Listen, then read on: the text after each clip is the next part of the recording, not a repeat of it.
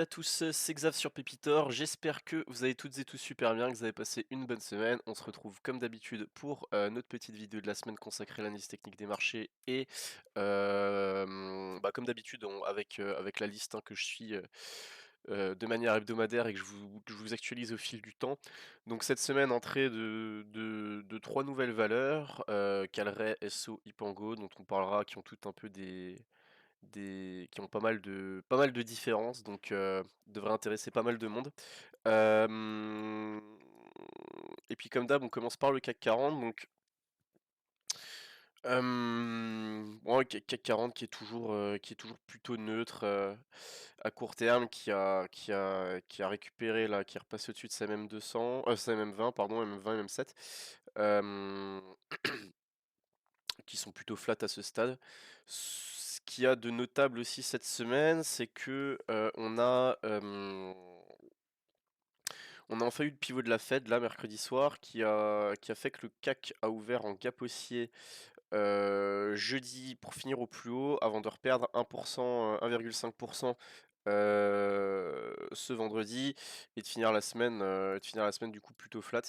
Euh, Enfin, plutôt flat, à plus 0,47 sur la semaine. Donc bon, semaine dans le vert, mais pas exceptionnel. Surtout, bon, on voit aussi, si on se met en hebdomadaire, que le CAC reste quand même plutôt mal orienté à court terme, avec on est sous la M20 qui est baissière. Bon, ça fait maintenant depuis juin dernier qu'on est dans cette situation-là.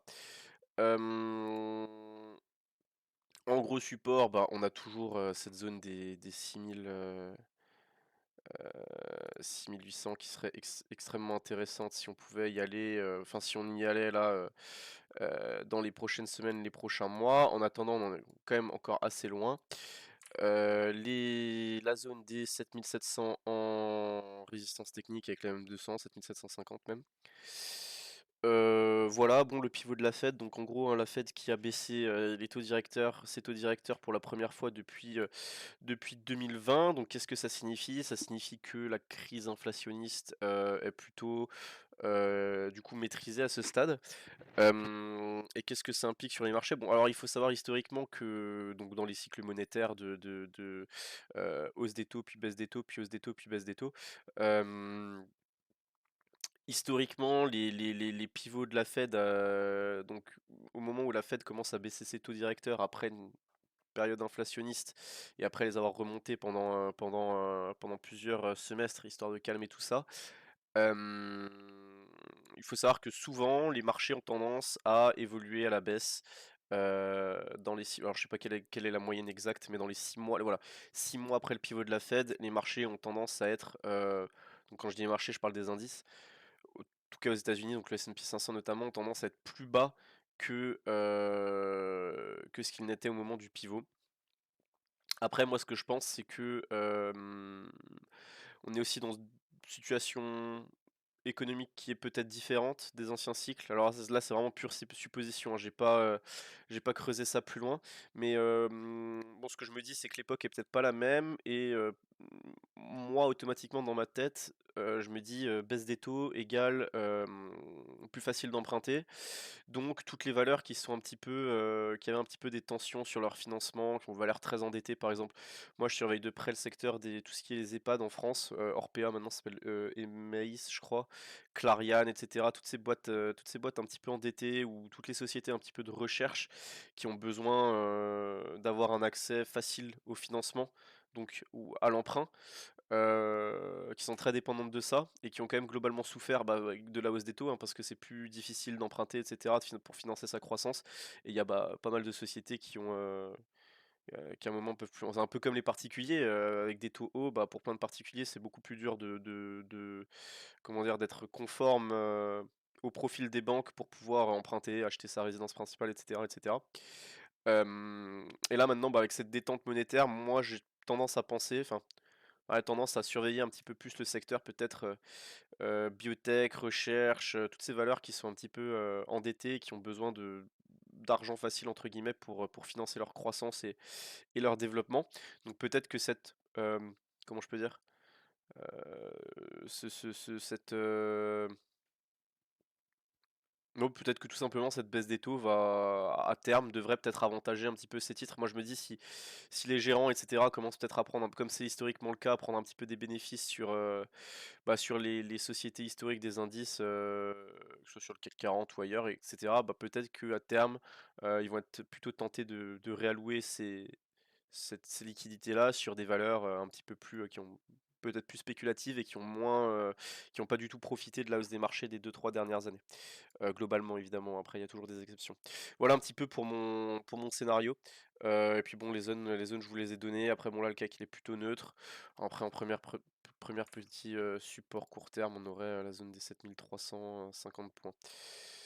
Hem, voilà pour le CAC et on passe tout de suite à la liste des valeurs. Alors la première c'est Médian Technologies, bon on en parle, bon là on a pas mal suivi la chute, on en parlait déjà la semaine dernière, on parlait de cette zone-là, globalement entre 3,80 et 4 euros. Elle a fait, là, elle est venue chercher pile poil la même 200 le vendredi à 3,83 très exactement.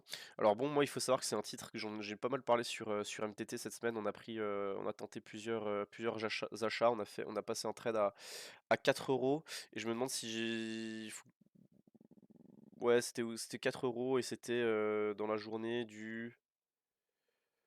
Je sais plus. Je me demande si c'est peut-être pas le vendredi ou soit le jeudi, soit le vendredi. Bref, on a acheté à 4 euros la zone là que j'avais. Mais en fait, je surveillais surtout la clôture du gap là. Il y avait un gap ouvert là entre qu'on avait laissé ouvert le mercredi 7 août. Il y avait un gap à fermer à 4,05 et puis bah moi au moment où j'ai vu que le gap était fermé 4,05 très rapidement, ça allait sous 4 et du coup j'en ai profité pour passer à l'achat. Donc maintenant, ligne assez intéressante de Médian Technologies, pareil, on a pris avec le salon. Bah, l'idée, mon premier objectif, c'est de viser les 4 euros, les 4,80 €. Alors, les 4,80 €, ouais, cette zone-là, en fait, là où on a fait un double échec sur. Donc là, officiellement, c'est 4,85, mais moi, je vais prendre 4,80 pour être un peu plus large. Et après, je pense que c'est déjà si on y allait là à court terme, lundi, mardi, ce serait déjà peut-être viser un peu plus, peut-être qu'on pourrait viser les 5 euros. Après attention, il y aurait la même 20 qui est très baissière, donc je pense que cette zone-là, là, dans un premier temps, serait pas facile à passer. Je verrais bien le titre faire un peu un ping-pong comme ça, avant de réussir à repartir, rebondir un peu plus fortement. Et là, cette fois-ci, viser peut-être la zone des 5,80 €, 6 euros, qui est une zone qui avait été très travaillée là, et en mi-août et tout début septembre. Voilà un petit peu pour le scénario. Après, est-ce que je vois le titre rebondir, et retourner sur ses plus hauts récents? En tout cas, ce qui renforce mon scénario à court terme et ce qui m'a aussi fait passer à l'achat dans cette zone-là, c'est que voilà, toujours pareil, trading sur multi-unités de temps. Si on se remet en hebdomadaire, bah, on remarque que la zone qu'on achetait là, qu'on surveillait entre 4 euros et 3,80 correspondait, bon, déjà support horizontal assez clair, on le voit bien. On le voyait aussi en daily. Et surtout, on avait aussi la même 20 hebdo. Et puis là, je me suis dit, bon, on a fait le mouvement haussier. On s'est même pas arrêté sur MM7 hebdo. On a traversé comme dans du beurre. Je pense que là, on avait la corrélation entre MM20 plus zone horizontale. Je me dis, bon, franchement, si là, ça tenait pas là. En tout cas, sans news, quoi. Après, évidemment, s'il y a une mauvaise news, gap baissier, etc., je sais pas, une augmentation de capital ou un truc, n'importe quoi. Mais dans les conditions actuelles, je me suis dit que c'était vraiment. Quand même très probable que cette zone-là, au moins tienne et puisse, servir pour entamer un rebond. Donc là, moi, ce que je recommanderais par contre, ce que j'ai fait aussi sur le salon, hein, c'est, bah, si vous êtes dedans, qu'éventuellement vous avez chopé cette zone dont on parlait la semaine dernière et que vous êtes en gain là de, une dizaine, une douzaine de pourcents, bah, hésitez pas à au moins remonter, votre stop à zéro, quitte derrière à ce que ça travaille aux alentours peut-être de la zone où vous allez sortir, enfin du coup vous êtes rentré et reprendre un peu plus tard avec un signal à 2-3 % plus cher. Mais l'idée, c'est quand même de toujours se préserver un maximum du risque. Bah, Lama Group, pas grand-chose à dire. Tendance baissière à court terme. Vous voyez, on est bien sous M7, on est bien sous M20. Il y a eu une belle séance là vendredi. D'ailleurs, ce qui est un peu difficile avec ce titre, c'est que là, ouais, il rebondit, il prend 12% comme ça, mais sur une zone qui était complètement. Enfin, il n'y avait pas grand-chose qui disait, qui laissait présager d'un rebond sur cette zone-là. Moi, je la voyais. Moi, je me suis mis en hebdo pour avoir une zone un peu plus limpide et je voyais éventuellement le titre là, peut-être sur la zone d'1,15 €. Parce que 1,10 €, 1,15 €, parce que ça aurait correspondu là avec plusieurs points. Des fois, quand j'ai pas d'entrée en daily, que je vois pas d'entrée en daily, j'essaie de trouver une zone en hebdo et après je regarde si la zone que je trouve hebdo, est-ce que éventuellement il y a une corrélation avec le daily que je n'avais pas vu. Et bon, là, je trouve que c'est une zone qui a été. Voilà, les 1,15 en tout cas, bon. Après, c'est une valeur très spéculative, hein, donc ça peut beaucoup de volatilité dans un sens comme dans l'autre. On est à 1,42, mais on peut très vite aller à 1,15. Moi, 1,15, c'est la zone qui m'intéresserait éventuellement sur l'AMA Group. Pareil, un petit peu même scénario que Médian Technologies, ce serait une zone horizontale plus la même 20 hebdo qui sont, voilà, avec l'expérience, je sais quand même que c'est des trucs qui fonctionnent très bien, très souvent. Euh... Calray. Alors, Calray, ça fait, je sais même pas si on avait déjà parlé une fois dans la vidéo, en tout cas, ça fait extrêmement longtemps qu'on n'a pas parlé. Si c'est le cas, bon bah voilà, c'est mon parcours décevant d'une société tech un peu française, en plus sur le secteur des semi-conducteurs. Bon après, ils ont fait un peu de la merde, hein. Ils ont annoncé pas mal des contrats, des prévisions, etc. qu'ils n'ont jamais réussi à tenir. Et puis bah au final, la boîte va mal et donc ils se retrouvent sous bah maintenant, pour se financer, ils n'ont pas eu d'autre choix que d'avoir recours à des ECA, donc des obligations convertibles en actions, qui sont le moyen de financement le plus dilutif pour les actionnaires, hein. Donc très souvent, sauf si vraiment vous êtes très à l'aise avec ce sujet-là et que c'est des choses que vous avez l'habitude de faire ou que vous aimez faire, de trader ce qu'on appelle des daubes à OCA, les petites valeurs qui peuvent être très spéculatives, qui peuvent faire des gros rebonds avant de vite retomber à cause de ces OCA. Voilà, sauf si vous êtes dans ce cas-là, et cas très particulier, bah, c'est titre à éviter quand même, à fuir même. Là, ce que j'aime bien avec Calray, c'est que je me dis, je regarde juste 30 secondes parce que je suis pas sûr de mon chiffre exact. Je voulais juste regarder la valo de Calray, on doit être je sais même pas si on est encore à 50 millions. Ouais, voilà, ouais, on est sur un titre qui est revenu à 20 millions d'euros de valorisation. Alors après, je sais pas si ça prend en compte certaines obligations qui auraient déjà été converties. J'imagine que oui. En tout cas, bon, le titre s'est complètement fait maraver la gueule depuis, faut qu'on soit clair, hein, depuis là, depuis mai dernier, donc en moins de 6 mois, le titre a perdu 90% de sa valeur. Et vous voyez encore la pertinence de la moyenne mobile 7-20 périodes, quoi, là. Globalement, le titre fait vraiment le ping-pong toujours entre 7M7 et cette bande de Bollinger Sup. Inf, pardon. Là, moi, ce que j'aime bien à très court terme, c'est que on a quand même c'est une configuration très particulière. Là, je m'adresse vraiment aux traders les plus, comment je peux dire, les plus imprudents d'entre vous. Je sais pas si c'est le bon terme.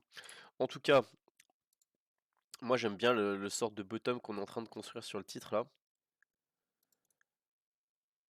avec des petites bougies et surtout d'énormes volumes. Et je verrais bien le titre quand même. Ce serait, je pense, peut-être, enfin, ce serait sain quand même de faire un rebond technique et de peut-être venir viser la MM20. Moi, c'est ce que j'aurais tendance à suivre sur ce genre de scénario que j'aurais tendance à avoir sur ce type de titre. Parce que de tout le mouvement baissier, on voit que la MM20 n'a jamais été testée. Et là, je trouve que la situation à court terme est vachement atypique par rapport à tous les autres mouvements où éventuellement on pouvait construire à plat quelques séances avant de se reprendre la même set. C'est pour ça là on est un peu au, là, le signal, c'est soit on l'a lundi, soit on l'a pas, quoi. Parce que là, c'est soit la MM7, là, elle fait de nouveau une fois barrage, il faut qu'on aille plus bas. Soit on arrive à la passer, et je pense qu'il va y avoir un gros rebond à jouer. Et en fait, les volumes qui viennent de rentrer témoignent quand même que le titre commence à intéresser du monde sur ces niveaux. Et surtout le fait qu'on n'ait pas vraiment rebondi de manière forte malgré les volumes me laisse penser que pour l'instant ça accumule. Voilà. Et que la sortie dans un sens ou dans l'autre sera très puissante. Et donc là, moi, le signal que j'aurais tendance à regarder, je vais me mettre en une tête de temps plus courte. Voilà, vous voyez, là pour moi, on a ça, quoi, en gros. En gros, le passage des 2,80, enfin, mais 2,80 depuis les 2,34, ça fait déjà, on louperait déjà un bon 20% de hausse. En réalité, bon, ce serait un signal vraiment, je pense, puissant là, le passage des 2,80. Après, vu les prix sur lesquels on est, et vu les objectifs qu'on peut avoir, donc on a dit on visait peut-être potentiellement la zone des... Bah là, hein, en unité de temps 1 heure, on voit bien la zone qu'on pourrait viser, donc la zone des 4 euros. 4 euros qui correspondent à... Mais bon, ça, faudra le faire lundi, mardi, quoi. Qui correspondent globalement à la même 20 en daily. Donc là, voilà, je prends vraiment le temps d'expliquer bien mon plan. Et en fait, bah pour moi, vu les objectifs qu'on vise, vu la figure et vu le ratio gain-risque qu'on aurait à acheter à ce prix-là, parce que en vrai, si on achète à ce prix-là, éventuellement, on peut avoir un premier objectif à plus 20 et un deuxième objectif à, bon, on est loin, plus 70, mais voyez, même si derrière on fait 3,80 ou même 3,70 et qu'on prend 57-60%, bon, on peut se permettre d'avoir un stop quand même à 10-15%. Et donc, bah d'ici là. Même moins, hein, moi sous 2,20 €, j'aurais tendance, allez, on va dire 2,08 €, 2,08 €, j'aurais tendance à invalider mon scénario court terme. Donc je trouve que bah en fait là, dans les conditions actuelles, si vraiment on applique ce plan de manière totalement enfin, parfaite, je sais pas, mais qu'on vraiment de manière très rigoureuse et qu'on se dit ok, je tente, j'achète en mode anticipation ici parce que probabilité de rebond et qu'on a vraiment son stop sous 2,10, 2,8, bah je pense que c'est un plan je pense que c'est quelque chose qui peut se jouer à l'achat dès maintenant, quoi. Parce que si on attend que le titre reparte, passe les 2,80, on perd déjà 20% de hausse. Alors que là, on peut en gagner 20 pour perdre 10. Le ratio, à très court terme, le ratio est pas spécialement fou, 1 pour 2. Moi, je préfère avoir du 1 pour 3, 1 pour 4. Mais, enfin, plutôt l'inverse, du 4 pour 1, 4 pour, ou 3 pour 1. Mais voilà, je pense que c'est quelque chose qui peut vraiment se tenter. Après, attention, c'est très spéculatif et voilà, c'est vraiment là moi c'est vraiment les volumes qui m'incitent à me dire là il y a même sans signal, il y a quand même probabilité d'avoir un rebond et qu'on peut le jouer en mode anticipation. Euh, Médinciel, bon, pas grand chose à dire, on est toujours sur la zone de support. Ça a absolument pas évolué le scénario depuis la semaine dernière. Moi, je vois toujours un micro gap à venir fermer là sur 14, je crois que c'est 14,96. Éventuellement, là, je serai acheteur si on va. Ouais, c'est ça, 14,98. Si on va sur cette zone des. L'oblique là, plus les 14,98. Voilà, après, c'est pas. Voilà, ça reste sain à court terme. Bon, le mouvement était un petit peu brusque, je trouve, la consolidation était un petit peu brusque. Euh, mais au final, en prenant un petit peu de recul, ça reste complètement sain par rapport au mouvement qu'on fait depuis le début de l'année. Donc voilà, peut-être surveiller un petit peu plus bas, bon, cette zone comprise entre 15,50 et 15 euros qui moi pourrait m'intéresser pour renforcer ma position. Et l'objectif serait retourner sur les plus hauts récents, puis derrière dépasser les plus hauts historiques à 20 euros. Voilà, pareil en hebdomadaire, on voit bien que ça construit. Même si on revenait sur cette zone des 15 euros, il y aurait pas mort d'homme, ce serait complètement sain. Nexan, un titre dont on a beaucoup parlé ces dernières semaines. Je me demande si on n'en parlait pas déjà depuis la zone des 1 euro, des 100 euros là, ou peut-être certains d'entre vous ont pu acheter. Si tel est le cas, vous êtes à plus 30% de gains sur un titre comme Nexan en 3 mois, c'est vraiment top. Je suis sûr qu'on avait aussi reparlé de cette zone des 114, 115, où certains d'entre vous ont probablement, je sais qu'on avait parlé du gap ici aussi là, où certains d'entre vous ont pu prendre des titres. Bref, un titre dont on a beaucoup parlé ces derniers temps, on a donné beaucoup de points d'achat et puis qui continue, voilà, qui continue sa grosse hausse. Si je me mets en mensuel, je crois qu'on doit être voilà, on passe les plus hauts historiques. Donc là, on est vraiment sur un titre, une tendance vraiment complètement folle. Donc bah bravo à vous si vous êtes positionné à l'achat. Ça c'est le genre de titre maintenant qu'on va avoir un petit peu envie de jouer en mode trend following là quand on a un vrai mouvement qui part comme ça. Donc là bah pour moi maintenant, nouveau support, la zone des 125. Donc éventuellement le titre est censé faire des plus bas de plus en plus haut avant de refaire des plus hauts de plus en plus haut. Donc l'idée, si vous voulez jouer ce genre de titre, c'est d'attendre la conso, de racheter un support, là en l'occurrence les anciens plus hauts, zone des 125 si le titre venait à consolider, et puis derrière, bah, repartir, casser la zone là, aller sur 140, 145, etc. Osemuno qui a bien rebondi cette semaine, je vous avoue que assez surpris parce que j'y croyais pas trop. Bon, ce qui est un petit peu dommage, c'est qu'on aurait pu faire les choses un petit peu proprement et en allant juste chercher un tout petit peu plus bas dans la baisse les 6,50 €, histoire de vraiment valider la zone de support. Là, on a fait un peu, on était à 1,55, 1,56 je crois au plus bas. Bon, le titre, du coup, depuis les plus bas, a repris 20% là, sur les plus hauts de la semaine. Moi, je vous avoue que après, voilà, j'étais très content là, d'avoir le rebond mardi dernier là. Et moi je la voyais vraiment échouer sur MM7 dans un premier temps là et devoir refaire un mouvement un peu en zigzag avant éventuellement de pouvoir repartir. Elle a réussi à reprendre MM7 tout de suite. Ce qui est très dommage, c'est qu'elle n'a pas réussi à reprendre, elle a pas réussi à reprendre la, la MM20. Elle a échoué 2 fois dessus. Donc, ce qui serait top, ce serait qu'on arrive à la reprendre tout de suite début de semaine parce que du coup, ça permettrait d'éviter moins de passe de temps en dessous, moins on lui laisse de chance de se retourner à la baisse. Et ce qui est chiant, c'est qu'une moyenne mobile qui est orientée à la baisse, bah, elle fait résistance, tandis que quand elle est orientée à la hausse, elle fait support.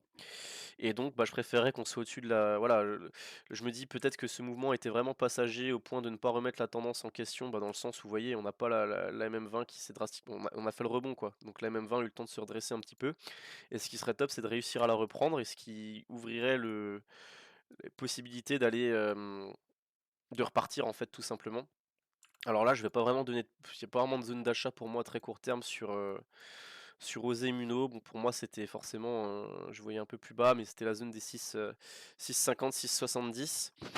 Là, dans les conditions actuelles, je préfère rien donner. Je surveille. Ce qui est top, c'est que bon, en hebdo, on a fait un peu moins de volume, mais on a réussi à reprendre la M20, on a réussi à reprendre la M7. Donc j'ai bon espoir que le titre arrive à se redresser dans les prochaines séances et à repartir sur ses plus hauts récents. Souhaitons-lui.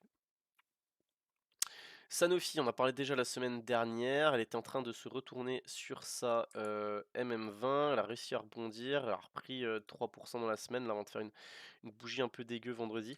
Alors là, moi, Sanofi, c'est vrai que je serais pas acheteur parce qu'avec un petit peu de recul, là, si on se met en hebdo, on voit qu'on est quand même sur une grosse, en tout cas pas acheteur à ce stade, on est sur une grosse résistance. Si vous avez profité du mouvement annuel, moi j'aurais plus tendance à vouloir alléger en fait maintenant qu'être acheteur. Euh, Par contre, il peut y avoir un gros signal si on arrivait à vraiment s'affranchir des 106, 107 euros et là à s'envoler au-dessus des plus hauts historiques. Voilà, sinon s'il fallait donner une zone, ben, en cas de conso, hein, on n'y est pas, mais en cas de conso sur la zone des 98, 90, donc si on perdait 4-5% sur les cours actuels, je pense que 98 serait une bonne première opportunité pour tenter quelque chose sur Sanofi. Pour Technip Energy, a bien rebondi cette semaine. Gap haussier lundi, je sais pas quoi. Non, ça c'est mardi. Je sais pas à quoi c'est dû. Bon, le support qui a été parfaitement,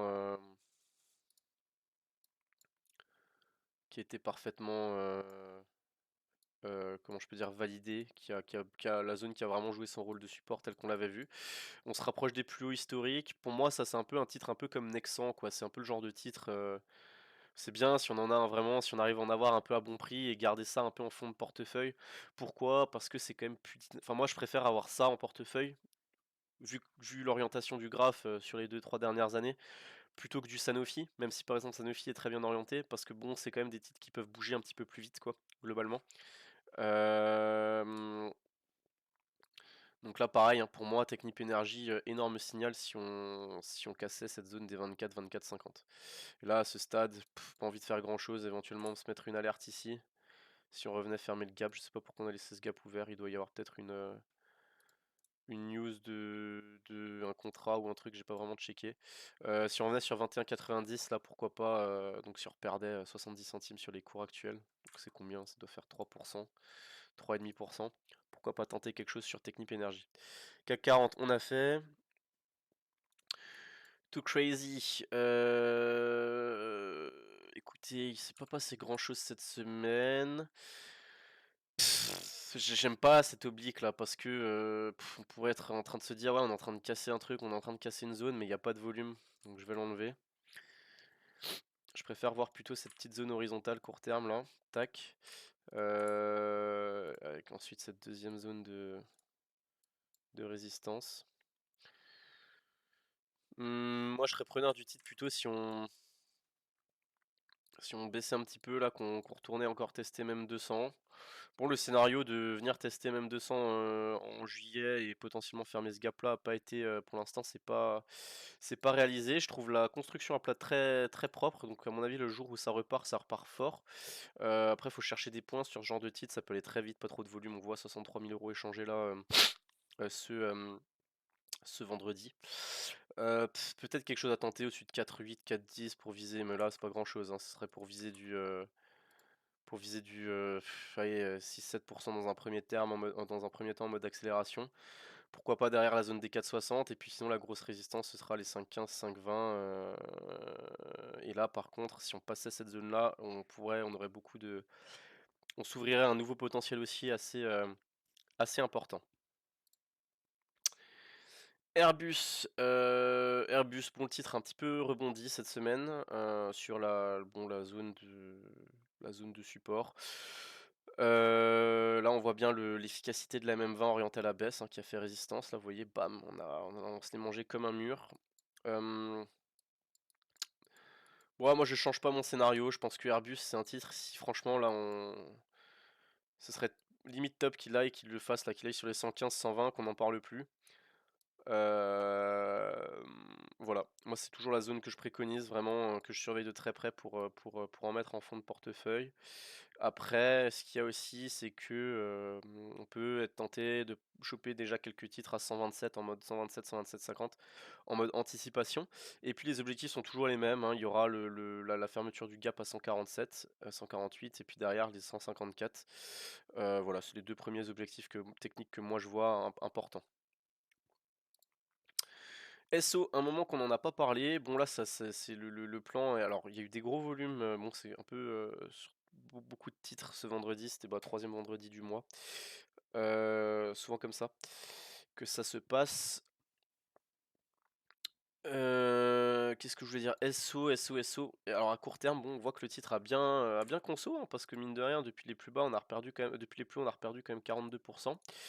Ce qui est très intéressant, c'est que là, après les fortes, là, il y a eu de l'amplitude, bah, à la hausse et à la baisse, mais vous voyez des plus hauts de plus en plus bas et des plus bas de plus en plus bas aussi, hein, ce qui témoignait que le titre avait vraiment besoin d'aller plus bas.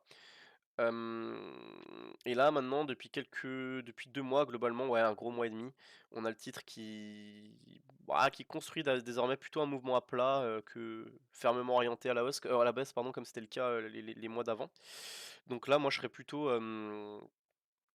je suis acheteur de cette zone-là, j'ai proposé un plan un plan d'achat sur MTT, la zone horizontale plus la même 200 daily me font dire que voilà, il y a quand même pas mal de choses sur ces niveaux qui font que je pense qu'on a un bon ratio gain-risque pour payer, pour viser 137, 138 dans un premier temps, puis 153, 155 dans un second. C'est vrai que j'ai pas regardé en weekly. Alors en weekly, c'est quand même mal orienté, hein. C'est vrai que la config est pas top pour passer maintenant à l'achat, on va dire. Mais on voit bien pour moi, on voit bien la zone, quoi. Voilà, peut-être que si on allait là, j'en acheté 120, si on allait à 115 à très court terme, pourquoi pas renforcer. Et après, si on lâchait là sous les plus bas récents, je pense que moi je lâcherais ma ligne, hein. Je pense que le titre aurait peut-être besoin d'aller un peu plus bas. Ce qui serait top là, ce serait qu'on arrive vraiment à se maintenir sur cette zone-là et qu'on arrive à repasser la même 7 hebdo. Ça donnerait un bon signal de stabilisation pour envisager un rebond à très court terme. Je sais qu'en mensuel, il y avait des fois des choses à dire. Je regarde, bon, ouais, non, mensuel, pas grand-chose non plus. Si ce n'est que le titre, au pire, elle serait pas à l'abri de revenir sur voilà, ce serait plutôt un peu ça mon plan. Moi, c'est si vraiment la zone tenait pas là et on a tenté 120 et qu'on perdait 3-4%, bah, moi, je serais plus tenté de stopper et de me dire, j'essaie de choper le titre là s'il revenait sur les 105 euros, là, ce qui serait un énorme support. Tac, tac, tac, tac. Voilà pour SO. Voilà pour SO. Valbiotis. Valbiotis, pas hyper fan à court terme, mais à noter que bon, c'est des titres voilà, c'est bien de les avoir sous surveillance parce que ça peut péter très vite quand ça pète. Moi j'aime bien, c'est un peu le même scénario là que Calray, mais sans les volumes. Pardon. J'aime bien la stabilisation là sur les 1,30€, la zone des 1,30€. Euh, j'aime bien la construction à plat là. Alors on n'est pas. Faudrait que je regarde, mais euh, pour moi on n'est pas à l'abri de faire un gros rebond sur ce titre. J'aurais tendance à avoir un petit truc comme ça, même si je suis pas hyper fan là, mais voilà, je pense qu'en gros une cassure des 1,35, 1,40 pourrait relancer un peu de volume sur le titre. Et puis bon, moi l'objectif que je vise hein, principal, ce serait déjà de revenir sur les plus hauts récents, les zones des 1,85. on voit que globalement, le titre, il a eu tendance, là, ces derniers temps, à quand même faire bah, des plus hauts de plus en plus hauts, avec des plus bas qui suivent aussi. Là, même là, les plus bas récents, là, ici, sont quand même plus hauts que les anciens plus bas de début août. Donc, bah, j'aurais tendance à quand même à penser que là, on est sur une zone de... En fait, on est un peu... C'est un peu le... C'est un peu, là, un peu, un peu une zone comment je peux dire?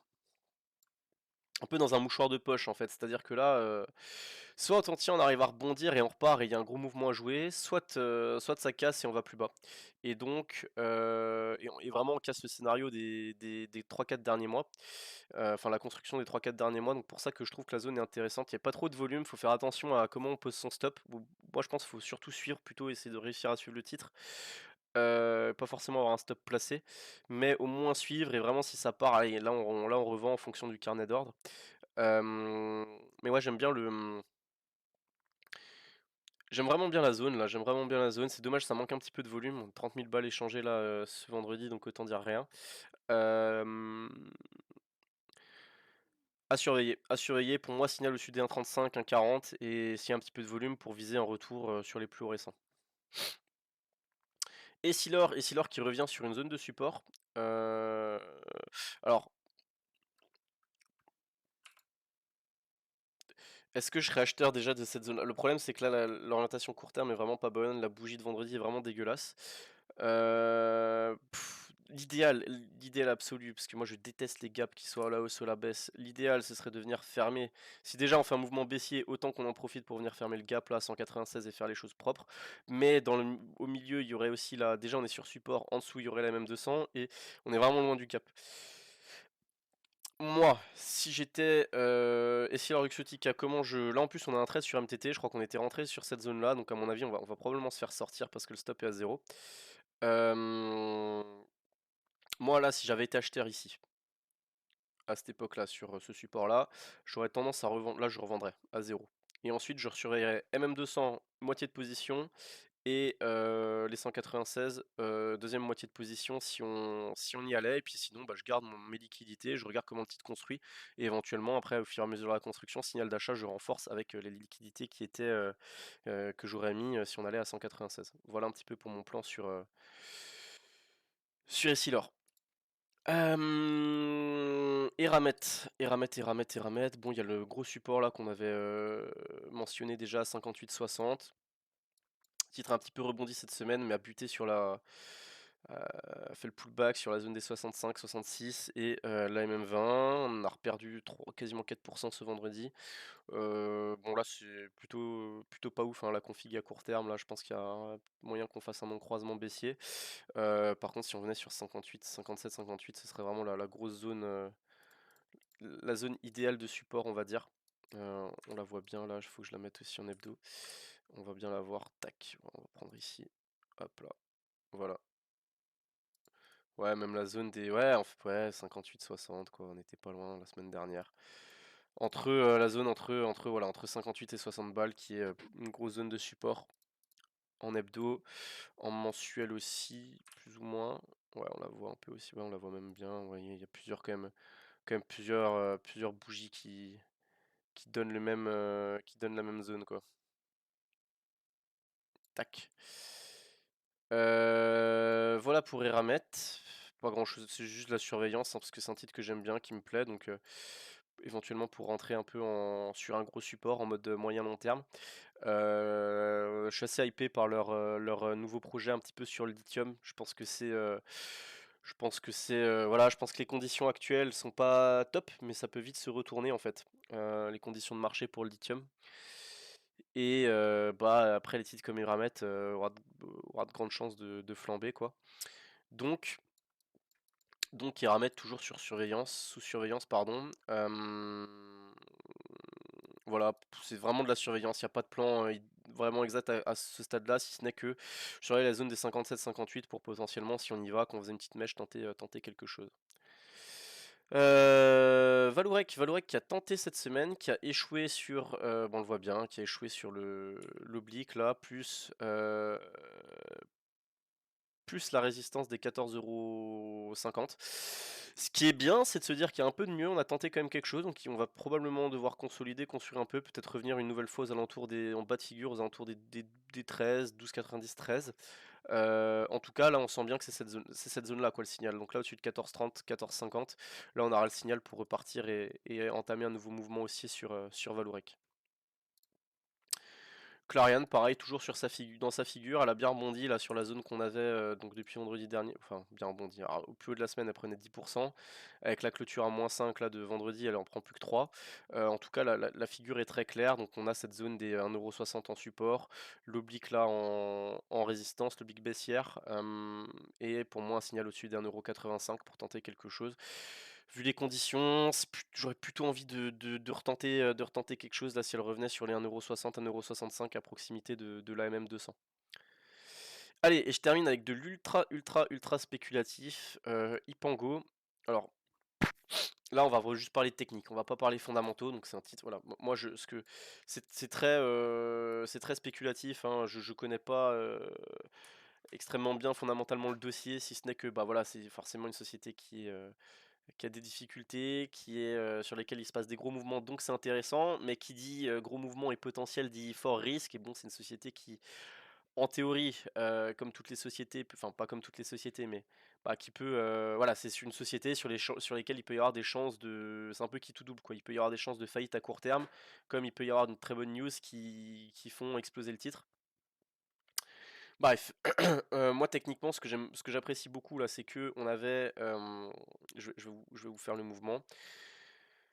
M Moi j'ai détecté le titre, j'ai commencé à me réintéresser au titre là, que j'ai un petit peu tradé, j'ai fait quelques plus-values, quelques moins-values. Je m'étais intéressé là, la journée du 4 septembre, là, mercredi 4 septembre, le titre avait pris 100, et ce que j'avais trouvé ouf, c'était les volumes et le fait qu'on fasse un, et là j'avais trouvé ça, je m'étais dit: «Là, il y a signal», qu'on fasse le rebond là, qu'on prenne 100 pile poil sur les plus bas, du 14 août. Donc là, je me suis dit: «À court terme, le titre a trouvé vraiment un point bas». C'est un peu, vous voyez, c'est un petit peu exactement la même chose, c'est un peu le même scénario que je vois sur Calray, quoi. C'est-à-dire que là, bam, on fait un double bottom comme ça, alors qu'on était très baissier, et d'un coup, on a beaucoup de volume. C'est ça qui me.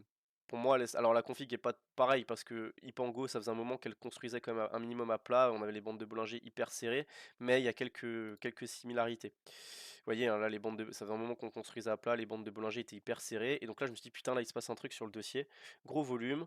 Après, bon, vous faites une journée à plus 100, le lendemain ça spécule un petit peu toujours, au plus haut elle reprenait, enfin voilà, elle avait fait entre les plus bas et les plus hauts en 2 séances, elle prenait 250% quasiment. Revenu, réintégrer les bandes de Bollinger, on cherchait même 20, baisse des volumes et bam, d'un coup de nouveau volume, et là on avait vraiment cette résistance court terme à 0,145. On s'en est affranchi avec des gros volumes et on a explosé à la hausse. Voilà.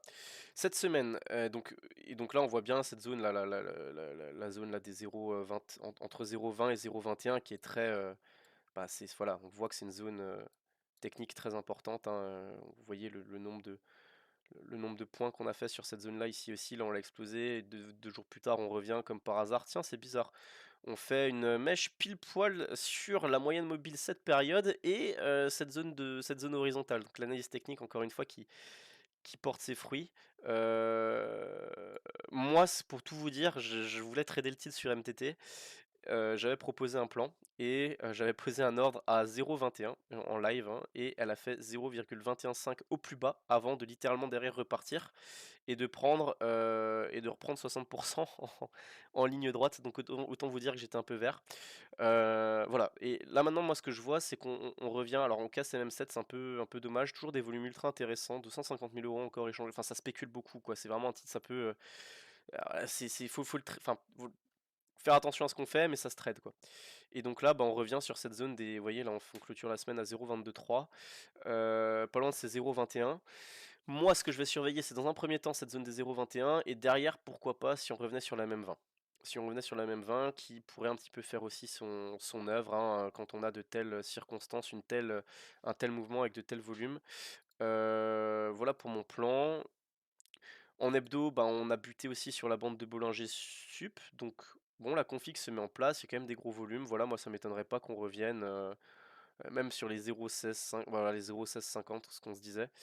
En tout cas, c'est voilà, un titre très très très spéculatif, beaucoup de volatilité. C'est bien que j'en parle à la fin, mais je pense qu'il y aura des choses à faire sur ce dossier-là. Donc on se note bien cette zone des 0,21 et de la MM20. Et puis après, s'il fallait donner des objectifs, bah franchement, là c'est le genre de scénario, c'est le genre de configuration. Si on rebondit, si on fait pas de nouveau plus bas et qu'on arrive à rebondir sur la MM20, bah moi je vois bien le titre revenir sur les plus hauts récents, voire même aller chercher les anciens plus hauts de juin et potentiellement la MM200, ce qui laisse sur les cours actuels, ce qui laisse un potentiel de allez, 140%, on va dire au maximum de ce scénario-là. Après, je sais pas, on n'est pas à l'abri d'une excellente nouvelle et titre qui explose beaucoup plus haut, j'en sais rien.